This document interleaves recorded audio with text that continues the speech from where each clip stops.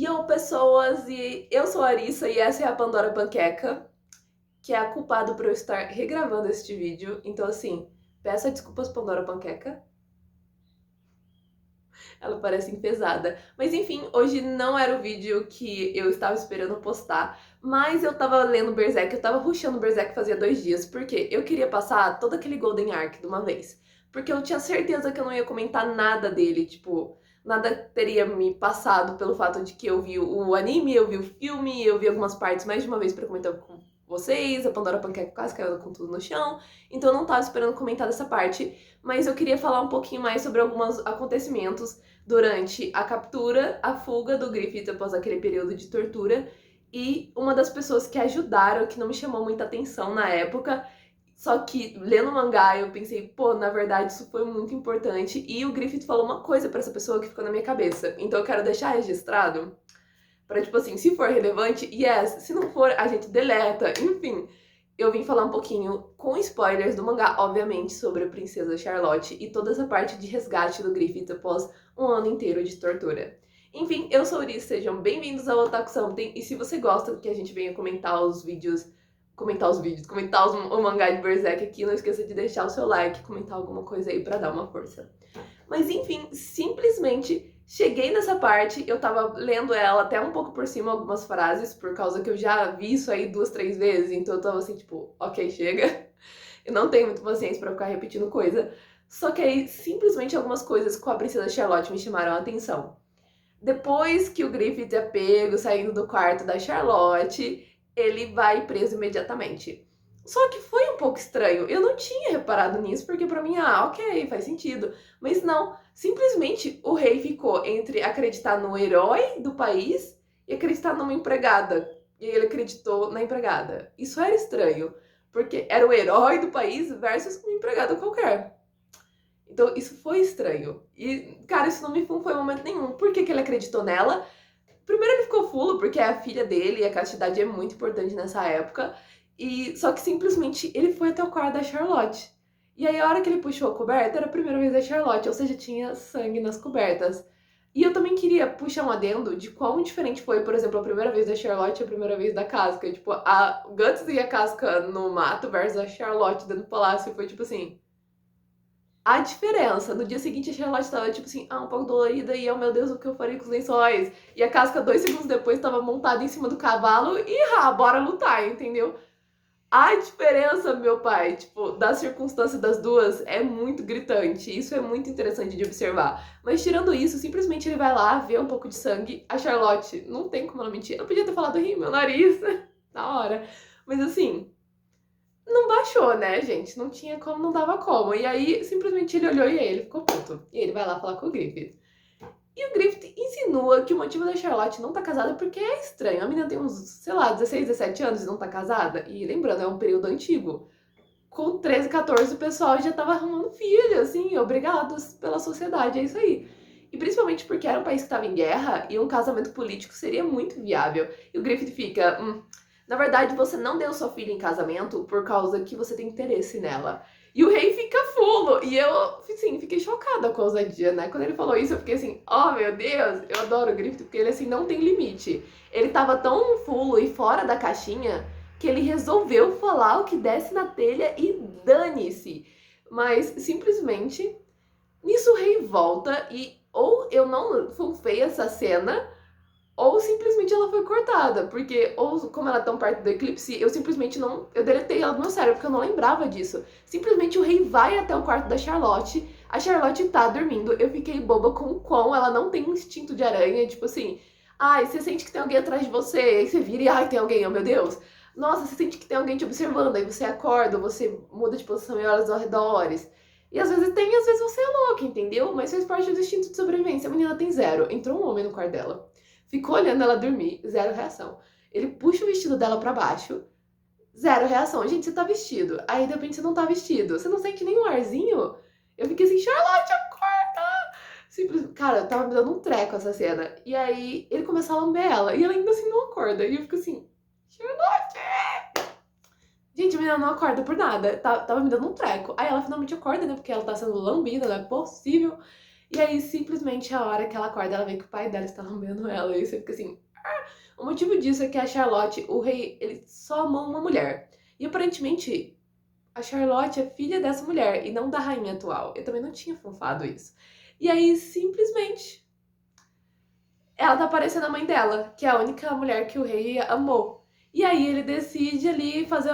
Por isso que ele não deu ela em casamento, porque ela tá parecida, pra ele é uma substituição. E você fica assim, ai, minha filha parece com a minha mulher, eu quero ficar próxima dela pra sempre, porque me lembra de uma pessoa que eu amei muito, e claro, minha filha também ama muito ela. Até aí, zero problemas. A partir do momento que você começa a arrancar a roupa dos outros, lamber os outros, olhar pros outros com. Olhar pra sua própria filha com outros olhos, aí a gente já liga pra polícia mesmo. Só que no caso não tínhamos essa opção, principalmente sendo rei, e a Charlotte resolve o quê? Dar chute e tapa na cara do mano. Eu não achei que ela ia ter essa coragem, porque, tipo, ela não tem nem instinto suficiente pra acordar, enquanto o cara tá lambendo ela. E aí, simplesmente, ela resolve bater na cara dele. Eu fiquei assim, cara, vai, Charlotte. Ela dava na cara dele, ele insistia. Ela ia lá e chutava a cara dele, gritando, falando não, e metendo a mão nele. Eu fiquei assim, vai, Charlotte. Cara, o rei saiu sangrando e correndo do quarto dela. E a partir daí, ela não olhou mais na cara dele por um ano inteiro. E ela só voltou a olhar na cara dele porque foi necessário em prol do Griffith. Senão ela ia morrer sem olhar na cara dele. Cara, essa menina, na verdade, tipo assim, ela tem umas atitudes mimadas porque ela é uma princesa, então ela foi mimada, principalmente que ela é filha única e o rei fazia de tudo por ela. Só que, caraca, na verdade, ela não é uma pessoa qualquer, ela é uma pessoa forte e resistente. Então, assim, ela meteu a mão no rei, não olhou mais na cara dele, bateu o pé, fiquei assim, isso mesmo, vai Charlotte. Aquilo já foi incrível, já me dá um respeito a mais por ela.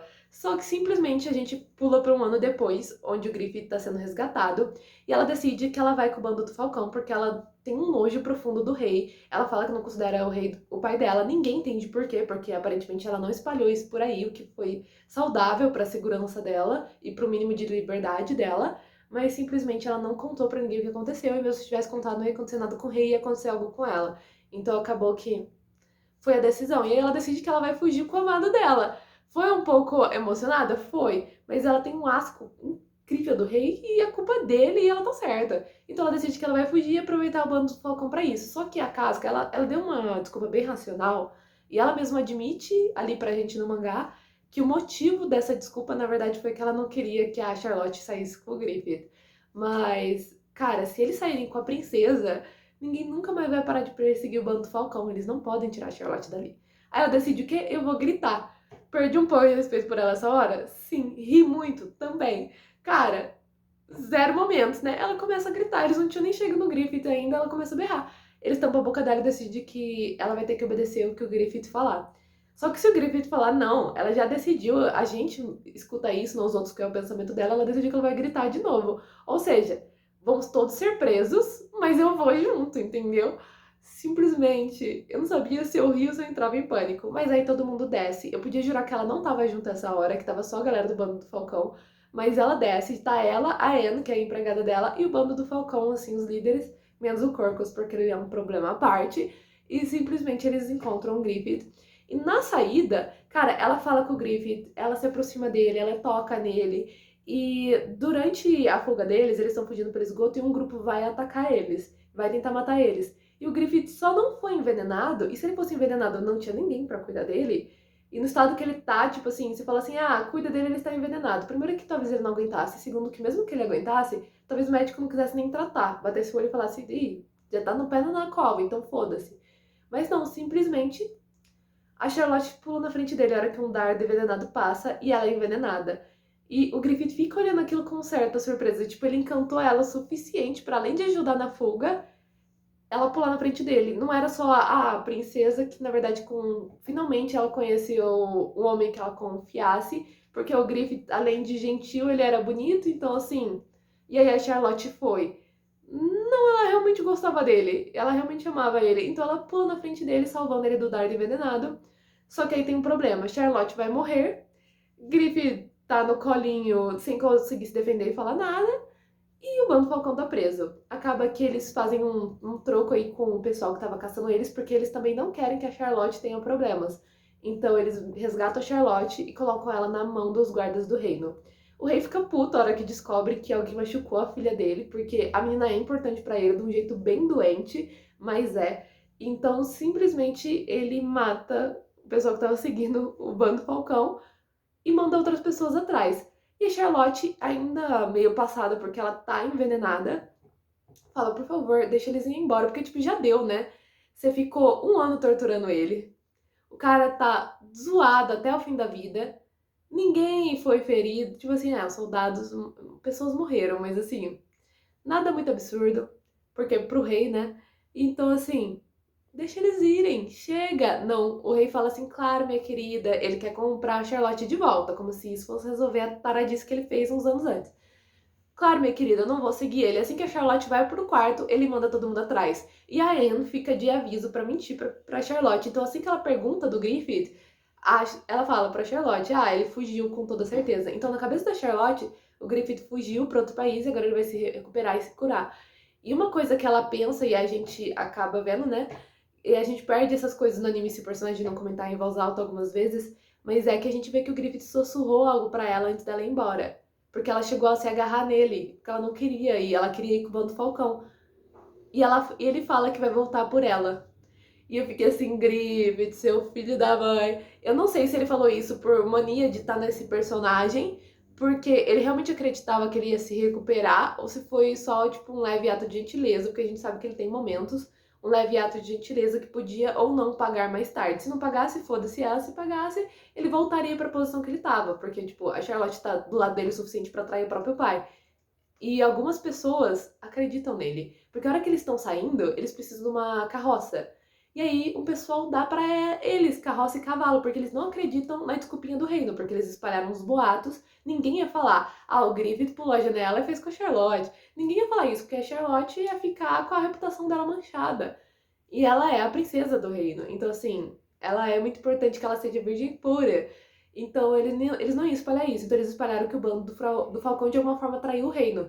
Só que foi muito solto, sem detalhes, e o pessoal não acredita nisso. Então, simplesmente estão todos atrás do Griffith e o pessoal da própria Midland ajudando o Griffith a fugir. Eles dão cavalo, eles dão carroça, eles dão help, e eles ainda ficam. Os soldados chegam e eles ainda dão uma de um João sem braço. Deu ruim, deu ruim. Mas eles tentam ajudar de todas as formas possíveis, porque eles acreditam que o Griffith e o Bando Falcão não traíram Midland e eles são os heróis da Terra. Ou seja, tudo indica que o Griffith tem um lugar pra voltar ali. Do jeito que ele tá machucado, a gente sabe que é impossível, porque ninguém vai aceitar um rei que não consegue nem mesmo escrever as próprias ordens. Ele não consegue falar, ele não consegue lutar, ele não consegue andar, ele só consegue se rastejar e respirar e boa.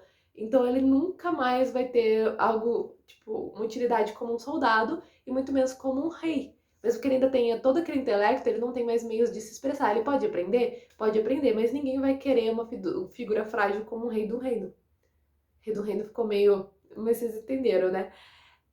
Então, assim, não tem como. Só que eu lembro vagamente do anime, eu não sei se isso acontece no mangá, que eu ainda não cheguei ali, mas eu lembro vagamente do anime dele ter, tipo, da pessoa que tá governando Midland ser um cavaleiro branco famoso.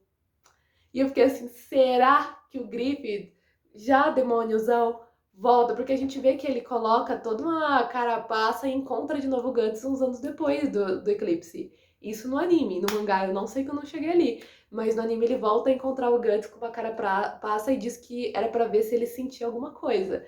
E aí eu fiquei pensando, esse cara, esse filho da mãe, não teria simplesmente voltado pra Midland e recuperado o que ele queria, justamente porque aquele foi o lugar da ruína dele?